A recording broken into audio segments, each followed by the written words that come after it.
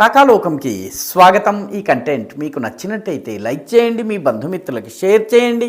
ఇప్పటి వరకు సబ్స్క్రైబ్ చేసుకోకపోతే సబ్స్క్రైబ్ బటన్ని నొక్కండి. అదేవిధంగా బెల్ ఐకాన్ కూడా తప్పనిసరిగా నొక్కండి.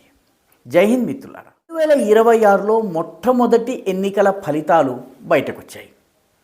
ఊహించినట్టుగా భారతీయ జనతా పార్టీ అఖండ విజయాన్ని సాధించింది. మహారాష్ట్రలోని పురపాలక సంస్థలకు సంబంధించినటువంటి ముఖ్యంగా 29 కార్పొరేషన్లకు సంబంధించినటువంటి ఎన్నికలంటే భారీ జనాభా ఉన్నటువంటి 29 ప్రధాన పట్టణాల ప్రజాభిప్రాయం మహారాష్ట్ర మొత్తము వ్యాపించి ఉన్నటువంటి అటు నాగపూర్ నుంచి మొదలుపెట్టి ఇటు మాలెగావ్ దాకా, ఇటు ముంబై నుంచి మొదలుపెట్టి అటు అమరావతి దాకా విస్తరించినటువంటి 29 మున్సిపల్ కార్పొరేషన్లోని 2869 కార్పొరేటర్ల స్థానాల ఎన్నికలు జరిగినాయి. దీనిలో భారతీయ జనతా పార్టీ ఘన విజయాన్ని సాధించింది.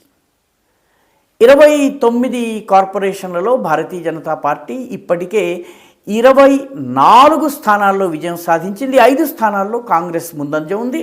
కాంగ్రెస్ ముఖ్యంగా మరాఠ్వాడా ప్రాంతంలో ఎక్కడైతే విలాస్రావు దేశ్ముఖ్, మాజీ ముఖ్యమంత్రి విలాస్రావు దేశ్ముఖ్, ఆయన కుమారుడు సినీ నటుడు రితేష్ దేశ్ముఖ్, అతని సోదరుడు ప్రస్తుతం ఎంపీగా ఉన్నటువంటి వ్యక్తి, వీళ్ళ ప్రభావం ఉన్నటువంటి చోట్లను మినహాయిస్తే మిగతా అన్ని చోట్ల బీజేపీ విజయం సాధించింది. లాతూర్, కొల్హాపూర్, చంద్రపూర్, భివాండి, మాలెగావ్లను వదిలిపెట్టేస్తే మిగిలిన అన్ని చోట్ల బీజేపీ స్వయంగా కానీ మిత్రపక్షమైనటువంటి శివసేన ఏకనాథ్ షిందే గ్రూపు సహకారంతో ప్రభుత్వం ఏర్పాటు చేసే స్థితిలో ఉంది. ముంబై, పూణే, పింప్రి చించ్వాడ్, నాసిక్, కళ్యాణ్ డోంబివిలి, నవీ ముంబై, ఛత్రపతి సంభాజీనగర్, ఠాణే, నాగ్పూర్, మీరా భయందర్, అకోలా, అమరావతి, ఇలా అన్ని చోట్ల కూడా బీజేపీ ఘన విజయం వైపు వెళ్తోంది. ఇందులో ఒక్క ఠాణేలో మాత్రము బీజేపీ కన్నా శివసేన ఏకనాథ్ షిందే ఆధిపత్యంలో ఉంది. అక్కడ మేయర్ శివసేన ఏకనాథ్ షిందే గ్రూప్కి సంబంధించిన శివసేన మేయర్ పదవిని పొందేటువంటి అవకాశం ఉంది. దీనిలో ఘనమైనటువంటి విజయము అని దీన్ని ఎందుకు చెప్తున్నామంటే, ముంబైలో దాదాపు 30 సంవత్సరాల తరువాత ఉద్ధవ్ బాలాసాహెబ్ ఠాకరే, అదేవిధంగా మహారాష్ట్ర నవనిర్మాణ్ సేన, రాజ్ ఠాకరేకి చెందినటువంటి పార్టీ, మిగతా పార్టీలన్నీ కలిపి ఒక కూటమిగా ఏర్పడ్డా కూడాను బీజేపీని దెబ్బతీయలేకపోయినాయి. బీజేపీ అక్కడ అధికారంలోకి 30 సంవత్సరాల శివసేన ఆధిపత్యాన్ని బద్దలు కొట్టి అధికారంలోకి వచ్చింది. బీజేపీ తరఫున మేయర్ కావడము బీజేపీ చరిత్రలో ఇది మొట్టమొదటిసారి. దేశ ఆర్థిక రాజధాని యొక్క మేయర్గా బీజేపీ అభ్యర్థి ఉండబోతున్నాడు. ఈ మొత్తము విజయంలో గమనించాల్సినటువంటివి పుణే, పింప్రి చించ్వాడ్, ఈ రెండు కూడాను Nationalist Congress party Sharad Pawar group యొక్క కంచుకోటలు. ఆయన రాజకీయ సామ్రాజ్యం ఏదైతే నిర్మించుకున్నారో దానికి రాజధానిగా ఈ పుణే, పింప్రి చించ్వాడ్లని చెప్పుకోవాలి. ఈ రెండు చోట్ల 3వ స్థానం 4వ స్థానానికి ఎన్సీపీ దిగజారిపోయింది. అక్కడ బీజేపీ ఘన విజయం సాధించింది. పుణేలో అయితే బీజేపీ ఒంటరిగా పోరాడి భారీ మెజారిటీని సాధించుకుంది. అంటే నేషనలిస్ట్ కాంగ్రెస్ పార్టీ యొక్క యుగము దాదాపుగా అంతరిస్తున్నట్టే. ఎన్సీపీ కానీ అంటే శరద్ పవార్ గ్రూప్ కావచ్చు, శరద్ పవార్ నుంచి వేరుపడ్డటువంటి అజిత్ పవార్ ఈసారి చాలా చోట్ల సొంతంగా పోటీ చేశారు. ఈ రెండు పార్టీలు చాలా ఘోరమైనటువంటి పరాజయం పాలయ్యాయి. మజ్లిస్ ఎన్ని సీట్లు గెలుచుకుందో దాదాపు 1-2 సీట్లు ఎక్కువగా మాత్రమే ఎన్సీపీ రెండు కలిపి కూడా గెలుచుకోలేకపోవడం అన్నది చాలా గమనించాల్సినటువంటి విషయము. ఈ వీడియో చేసే సమయానికి ఇంకా కూడాను ఫలితాల లెక్కింపు జరుగుతూనే ఉంది ముఖ్యమైనటువంటి పట్టణాలన్నింటిలోనూ. దీనిలో Bharatiya Janata party 69% strike rate అని పోటీ చేసిన వాటిల్లో 70% సీట్లు గెలుచుకుంది. ఉద్ధవ్ బాలాసాహెబ్ ఠాకరే గ్రూపు పోటీ చేసిన స్థానాల్లో 37% మాత్రమే గెలుచుకుంది. మహారాష్ట్ర నవనిర్మాణ్ సేన ఏదైతే పూర్తి ఫక్తు ప్రాంతీయవాదాన్ని భుజాన మోసి మహారాష్ట్ర భాష మాట్లాడకపోతే, మరాఠీ భాష మాట్లాడకపోతే చావ చితకబాదుతామన్నటువంటి పార్టీ సక్సెస్ రేటు 17%. అది నిలబెట్టిన అభ్యర్థుల్లో 17% మాత్రమే స్ట్రైక్ రేట్ అది సాధించగలిగింది. అన్నిటికన్నా దయనీయమైంది కాంగ్రెస్ పార్టీ 11% స్ట్రైక్ రేట్. అంటే కాంగ్రెస్ ఎక్కువ సీట్లలో పోటీ చేసింది, ఈసారి ఏ పొత్తులో లేకుండా పోటీ చేసింది, కానీ గెలిచింది మాత్రం 11% మాత్రమే. అంటే భారతీయ జనతా పార్టీ ఆధిక్యత ఈ వీడియో చేసే సమయానికి దాదాపు 1500 కార్పొరేటర్ సీట్లని బీజేపీ గెలుచుకున్నది. బీజేపీ శివసేన కూడాను దాదాపు 400 సీట్లు గెలుచుకున్నది. ఉద్ధవ్ బాలాసాహెబ్ ఠాకరే గ్రూపు, అదేవిధంగా నేషనలిస్ట్ కాంగ్రెస్ శరద్ పవార్ గ్రూపు, మహారాష్ట్ర నవనిర్మాణ సేన కలిపి కేవలము 172 సీట్లను మాత్రమే గెలుచుకున్నాయి. అజిత్ పవార్కి చెందినటువంటి గ్రూపు 149 కార్పొరేటర్ సీట్లను రాష్ట్ర వ్యాప్తంగా గెలుచుకుంటే కాంగ్రెస్ 276 మాత్రమే గెలుచుకుంది. అంటే కాంగ్రెస్ గెలుచుకున్నవన్నీ కూడాను భివాండి, లాటూర్, కొల్హాపూర్, చంద్రపూర్ ఈ ప్రాంతాల్లోనే గెలుచుకున్నట్టుగా ఉంది. మజ్లిస్కి 108 స్థానాలు వచ్చినాయి. ముంబైలో కూడా అది కొన్ని చోట్ల విజయం సాధించింది, మిగతా చోట్ల కూడా విజయం సాధించింది.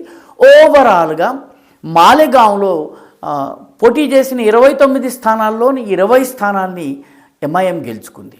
సో మొత్తం మీద భారతీయ జనతా పార్టీ 2026 శుభారంభం చేసింది. మహారాష్ట్రలోని అన్ని పట్టణాల్లోనూ తన ఆధిపత్యాన్ని నిలబెట్టుకుని తన జెండాను ఎగురవేసి, ఒక్క లాతూరు తప్ప. లాతూరులో 2వ పొజిషన్లో ఉన్నప్పటికీ బీజేపీకి చాలా తక్కువ సీట్లు వచ్చినాయి. కాంగ్రెస్ అక్కడ చాలా గణనీయమైనటువంటి విజయం సాధించి 70 సీట్లలో 43 సీట్లు కాంగ్రెస్ గెలిచింది. ఓవరాల్గా మహారాష్ట్రలో మారుతున్నటువంటి రాజకీయ యొక్క స్వరూపము ఈ ఎన్నికల ఫలితాల్లో కనిపిస్తోంది. మొట్టమొదటిది, దేవేంద్ర ఫడ్నవీస్ మహారాష్ట్రకు తిరుగులేని నాయకుడిగా ఎమర్జ్ అవుతున్నాడు. యువ నాయకుడు, ఇంకా 50 ఏళ్ళు కూడా రాలేదు, 40లలో ఉన్నటువంటి నాయకుడు. ఆయన మహారాష్ట్ర మొత్తంలో చక్రం తిప్పగలిగేటటువంటి నేషనలిస్ట్ కాంగ్రెస్ పార్టీ, 2 కాంగ్రెస్లు కలిసినా కూడాను బీజేపీ నేషనలిస్ట్ కాంగ్రెస్ పార్టీ 2 గ్రూపులు కలిసినా కూడా బీజేపీ చేరువలోకి రాలేనంత ముందుకి పార్టీని తీసుకెళ్ళగలిగారు. కాబట్టి ఒకటి, ఆయన నాయకత్వము సుస్థిరమైంది, బలీయమైనటువంటి నాయకుడిగా రానున్న రోజుల్లో జాతీయ స్థాయిలో బీజేపీకి ఒక స్టార్ పర్ఫార్మర్గా ఆయన రాబోతున్నారు. శరద్ పవార్ యుగము నేషనలిస్ట్ కాంగ్రెస్ పార్టీ యొక్క కుల ఆధారిత రాజకీయం ఏదైతే ఉందో, కేవలం మరాఠా ఓట్ల ఆధారంగా రాజకీయాలు చేయాలన్నటువంటి అది నెమ్మదిగా బొక్కబోర్లా పడుతోంది. రానున్న ఎన్నికలకి ఈ కుల రాజకీయం ఏ స్థాయికి వస్తుందో అన్నది చూడాలి. ఎందుకంటే దేశవ్యాప్తంగా డామినెంట్ కాస్ట్స్ ఏవైతే ఉన్నాయో, ఈ డామినెంట్ కాస్ట్లన్నీ కూడాను బలాన్ని కోల్పోతున్నాయి. బీహార్లో యాదవులు కావచ్చును, ఉత్తరప్రదేశ్లో యాదవులు కావచ్చును, అదేవిధంగా హర్యానా వంటి ప్రాంతంలో, రాజస్థాన్ వంటి ప్రాంతంలో జాట్స్ కావచ్చును, రాజ్పూట్స్ కావచ్చును, ఈ రకంగా ఏవైతే మన దగ్గర కమ్మారెడ్డి కమ్యూనిటీ కావచ్చును, మహారాష్ట్రలో మరాఠా కావచ్చు, ఇవి దశాబ్దాల పాటు రాజకీయాల్ని శాసించినాయి. వీటి యుగము అంతరిస్తోందన్నటువంటి అన్యాపదేశమైన సందేశం ఈ మున్సిపల్ కార్పొరేషన్ ఎన్నికలు చెబుతున్నాయి. మహారాష్ట్ర వరకు మరాఠా రాజకీయం ఇక నడవదు అన్నది. రెండవది, ముస్లిం ఓట్లు ఎంఐఎం వైపు వెళ్ళినాయి, ఎన్సీపీ వైపు వెళ్ళినాయి, అదేవిధంగా కాంగ్రెస్ వైపు వెళ్ళినాయి. 3 పార్టీల మధ్య ముస్లిం ఓట్లు చీలినాయి.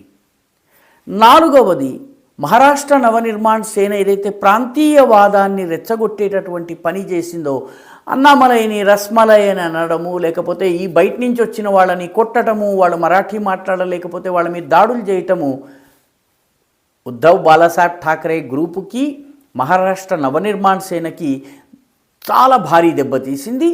నాన్ మరాఠీ ఓటర్లందరూ కూడా బీజేపీ వైపు పూర్తిగా వెళ్ళిపోయారు.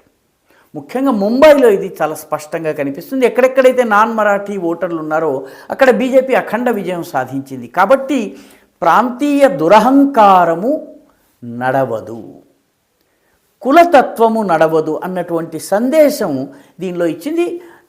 దేవేంద్ర ఫడ్నవీస్ నాయకత్వము ఒక రకంగా చెప్పాలంటే ఎస్టాబ్లిష్ అయింది. అదేవిధంగా కాంగ్రెస్ పార్టీ కానీ విపక్షాలు కానీ ఎటువంటి ప్రోగ్రాం లేకుండా ఓట్ చోరీ వంటి ఆరోపణలు మాత్రమే చేయటం ద్వారా ప్రజల్లోకి వెళ్లకుండా కేవలం ఎన్నికల సమయంలో మాత్రమే కనిపిస్తే ప్రజలు నమ్మే పరిస్థితి లేదు. కాబట్టి అపోజిషన్ కొత్తగా ఆలోచించాల్సిన అవసరం ఉంది.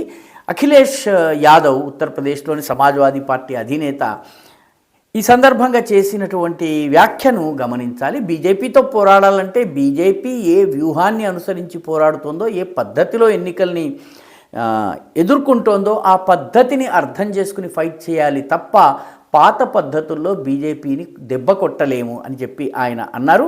కాబట్టి దేశవ్యాప్తంగా మారుతున్న రాజకీయ ముఖ చిత్రము ఓటర్ల యొక్క లైక్స్ అండ్ డిస్లైక్స్ని అర్థం చేసుకోవడంలో విపక్షం పూర్తిగా విఫలమైంది. అదే మహారాష్ట్రలో మున్సిపల్ కార్పొరేషన్ ఎన్నికల ఫలితాలు చెబుతున్నటువంటి అసలు గుణపాఠం. ఈ వీడియో మీకు నచ్చినట్టయితే లైక్ చేయండి, షేర్ చేయండి, ఈ ఛానల్కు సబ్స్క్రైబ్ చేయండి. మీ అభిప్రాయాన్ని కమెంట్ల రూపంలో తప్పనిసరిగా పంపించండి.